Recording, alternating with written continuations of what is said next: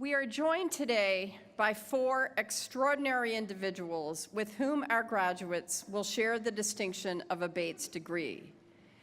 It is now my privilege to confer the honorary degrees for the 151st commencement of Bates College.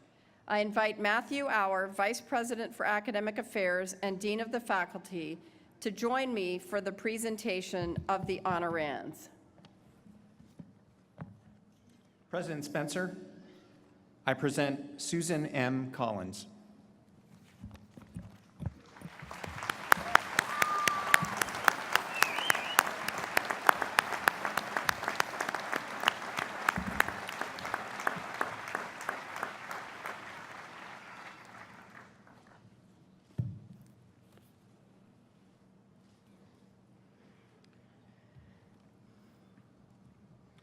We are deeply honored to have with us today a bona fide member of an endangered species. That would be our first guest, a bipartisan politician who has been reaching across the aisle and working for the common good for 21 years as a U.S. Senator from Maine.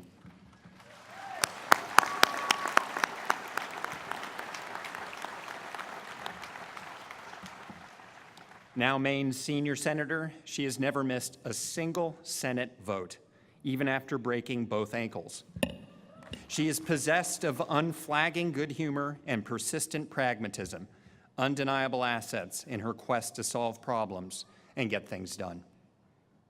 Born and raised in Caribou, Maine, her ancestors started a lumber business in 1844, and both of her parents served terms as mayor. A high school trip to Washington, D.C. led to an unanticipated 2-hour audience with Maine Senator Margaret Chase Smith. Our guest later recollected, even though my family was very encouraging of opportunities, there were a lot of mixed messages for women in that era. But I left her office that day thinking that a woman could do anything. It was a message and a mission that she took immediately to heart. Upon graduation, Phi Beta Kappa from St. Lawrence University, she went to work for Maine Representative William Cohen, returning to Maine 12 years later to serve as commissioner in Governor John McKernan's cabinet. Coming up short when she ran for governor herself, she bounced back with a Senate win in 1996. Since then, she has continued to make waves, and more important, headway, across a broad spectrum of legislative initiatives and constituent services: Homeland Security, national defense, disaster response, education, business development, and healthcare have all been strengthened through her leadership. She led the repeal of Don't Ask, Don't Tell, which prohibited gay and lesbian Americans from serving in the military. She visits Maine schools every chance she gets, advocating for early childhood education, strong K-12 public education, and affordable, high-quality higher education. She also champions causes important to seniors, working to increase funding for Alzheimer's research and founding the Senate Diabetes Caucus. She might have been issuing her own call to service for some of you graduates when she said, "Women need to be willing to take more risks in running for public office. I've talked to countless women who've convinced themselves that they're not ready, not knowledgeable enough about the issues. I've never talked to a man who felt that way, ever. Truly, never. A female office holder once told me that to talk about international trade policy, a woman felt she needed a PhD. A man felt that he was qualified if he drove a Honda. She is a risk taker and a consensus builder, and her likes have never before been seen in the halls of Congress. Ever. Truly, never. I present Susan M. Collins for the degree Doctor of Humane Letters.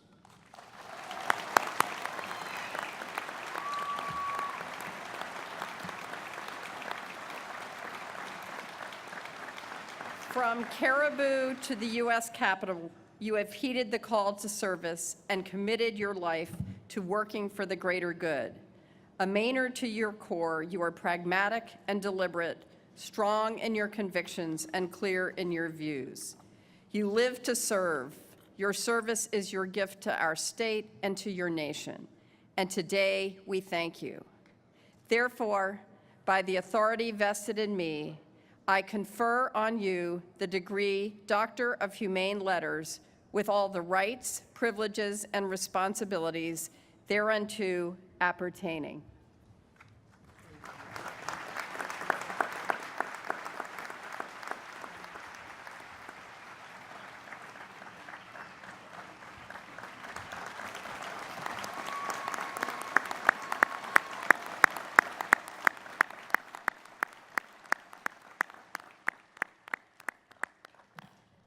President Spencer, I present Wanda M. Korn.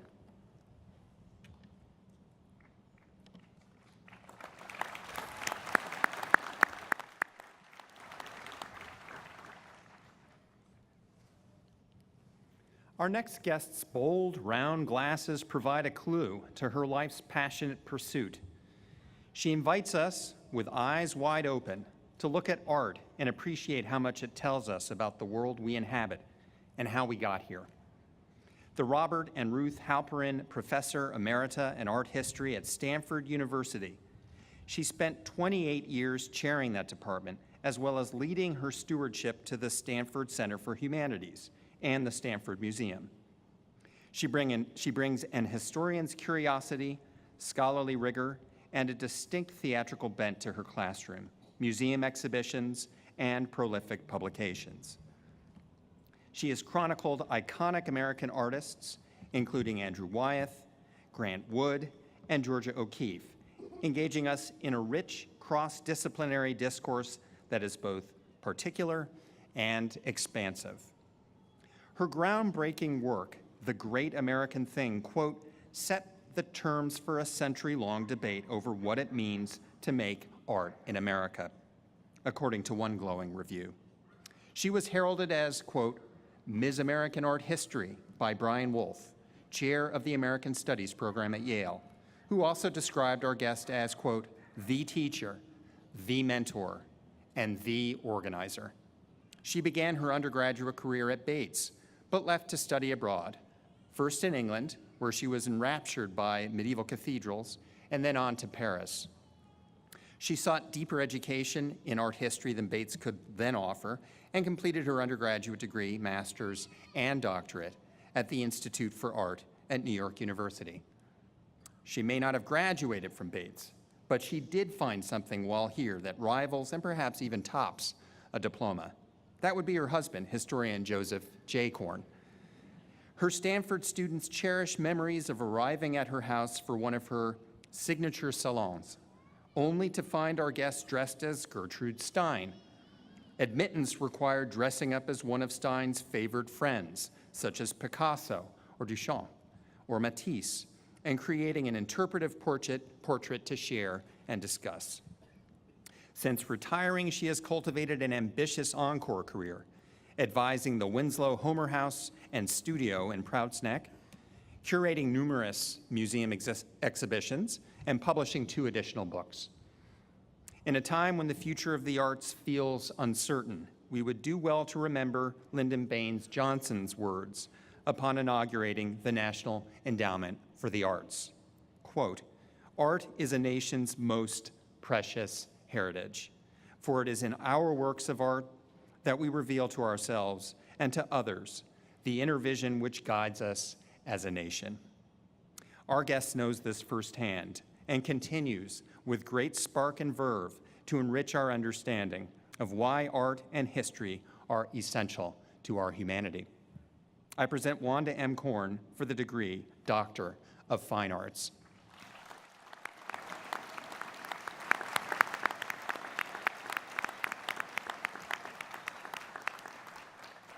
Innovating scholar, inspiring teacher, insatiable seeker of knowledge and meaning. Your life's work reminds us that without art, there can be no liberal arts, and it follows no full or true understanding of the world around us.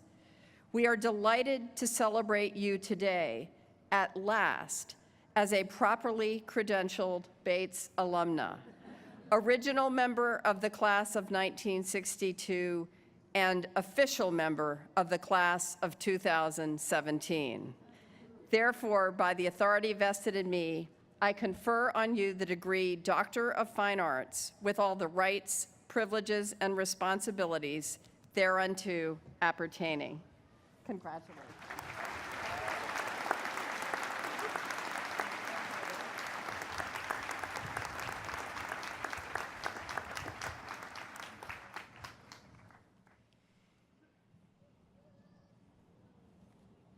President Spencer, I present Patrick Galen Dempsey.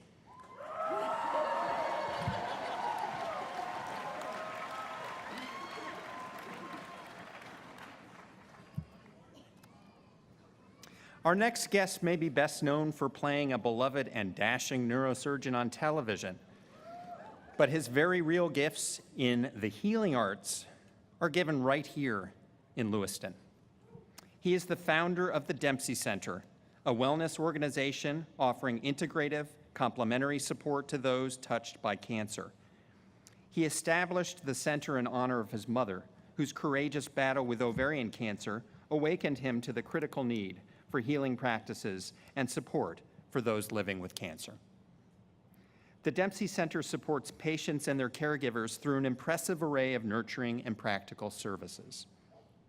Counseling, massage, yoga, nutrition, meditation, and family support groups are just a few of the services offered completely free of charge, supported entirely by donations.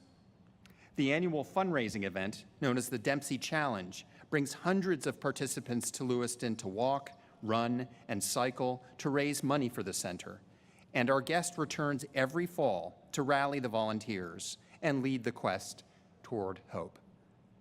He is best known for his work on stage, screen, and most recently at the racetrack. As a young teen growing up in Buckfield, he rode a unicycle, learned to juggle, and skied with passion, winning the state slalom championship.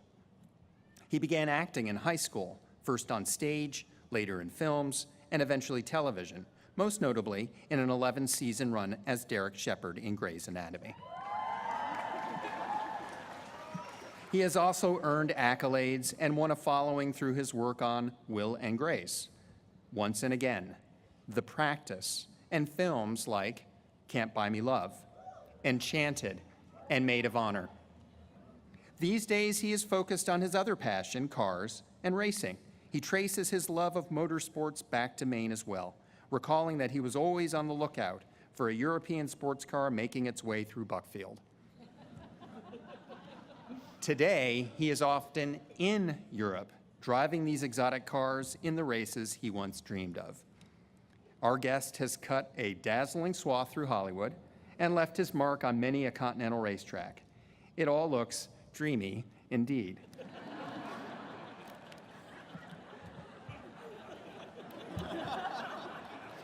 But we are always delighted to see him return home to Maine, and we are grateful for the joy he gives others as an actor, a competitor, and a philanthropist. He has graciously invited all of us to join him in the next Dempsey Challenge, the most compelling race and role of his career. I present Patrick Galen Dempsey for the degree of Doctor of Humane Letters.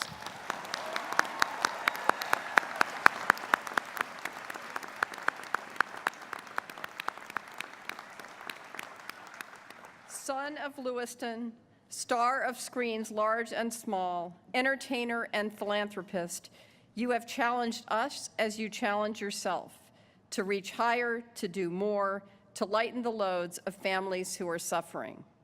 We have come to know this as the true Dempsey Challenge, not just a race, but a philosophy of living. Wherever your varied interests and talents take you, we will be watching and doing our best to keep up. Therefore, by the authority vested in me, I confer on you the degree Doctor of Humane Letters with all the rights, privileges, and responsibilities thereunto appertaining. Thank you.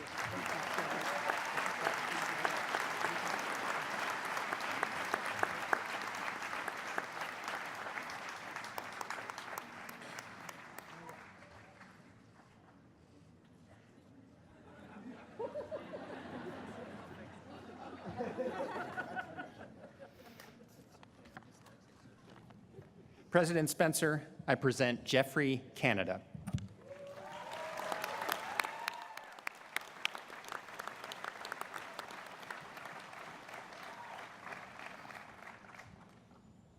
Our last guest is a visionary educator and passionate advocate for children and parents. He has established new models for community development that President Barack Obama called, quote, an all-encompassing, all-hands-on-deck anti-poverty effort that is literally saving thousands of lives. He is the president and longtime guiding light of the Harlem Children's Zone. He wanted to be a teacher, maybe even a principal, by his early teens. As that mission evolved, he knew it had to include every child, not just the best and brightest. It has not been an easy road, even for one with a black belt in karate, who has allies across the political spectrum and partnerships with the titans of Wall Street. Born in the South Bronx and raised with his three brothers by his single mother, he was no stranger to the violence that is the byproduct of poverty and racism. He chronicled this personal history in his first book, Fist, Stick, Knife, Gun. He also wrote of his mother's steadfast determination to plant the seeds of his and his brothers' liberation, reading to them every night, taking them to the library and museums, holding them accountable for their behavior in the midst of the social upheaval and violence that claimed too many of his peers. With the guidance and firm resolve of his mother and grandparents, he found his way to a college just down the road from here. In one devastating year at Bowdoin, he lost an infant son, his brother John, and his grandmother. He later wrote that it was his grandmother's parting gift of faith that enabled him to keep going. Quote, faith means you believe no matter what, she told him. He graduated from Bowdoin in 1974, earning his master's degree at the Harvard Graduate School of Education and returning to New York City soon thereafter to build the Harlem Children's Zone. What the New York Times has called, quote, one of the most ambitious social experiments of our time. It began as a one-block pilot program in the 1990s, designed to address the ravages of poverty, failing schools, drug use, violence, and chronic health issues. Today, it encompasses 97 blocks in central Harlem. Our guest has worked ceaselessly to develop a pipeline of educational opportunity and a rich array of community supports that begin with parent education workshops and continue through preschool, elementary, middle, and high school, delivering over 900 children to college to date, with 13,000 more well on their way. His mission was chronicled in the documentary Waiting for Superman. His TED Talk, quote, Our Failing Schools, Enough is Enough, has garnered nearly 2 million views, and thousands of visitors from across the globe continue to pour into the Harlem Children's Zone to witness firsthand the model that has profoundly changed lives, more than 14,000 of them. A Superman, indeed. I present Jeffrey Canada for the degree Doctor of Humane Letters.